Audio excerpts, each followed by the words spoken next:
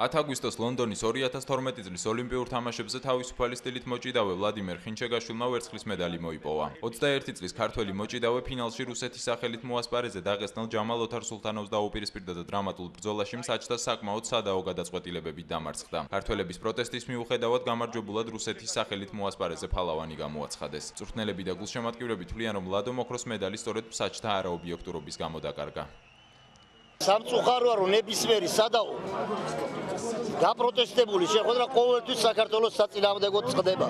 თორე ყველამ კარგად დავინახეთ, ეგ ბოლო მოძრაობა იყო სამქულიანი მოძრაობა.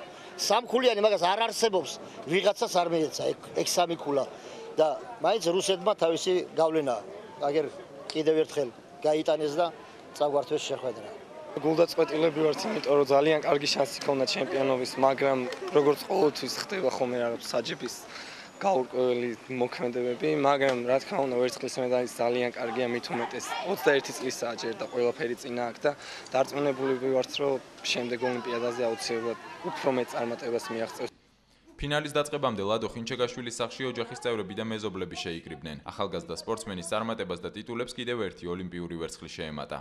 განწყობით ძალიან შემართებული წავიდა, ნამდვილად იმედიანად წავიდა და რა ვიცი, მომზადებული ძალიან, იმიტომ რომ ძალიან შრომის მოყარე და რა ვიცი, იმედიანი იყო ძალიან. თავარი ჯამრთელი იყოს და რა ვიცი, თავის მიზანს მიაღწიოს. ესეთი მიზანი დასახულია და რაც აქვს ჩაფიქრებული, ისე აუსრულოს უფალმა და ღმერთი შეეწიოს.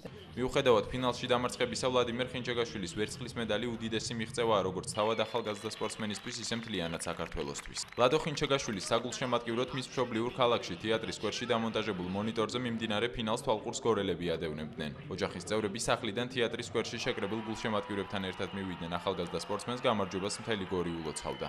ამ შეხვედრებით და იმედი მქონდა და იმედი ლადო მე არ გამიმტყუნა ნამდვილად, იმიტომ რომ ჩემთვის ლადო არის ოქროს медаლოსანი. ჩვენი მეგობარია ლადო და გვწამს მისი და გჯერა რომ შემდეგ ოლიმპიადაზე ოქროს медаლი დაგვებრუნდება.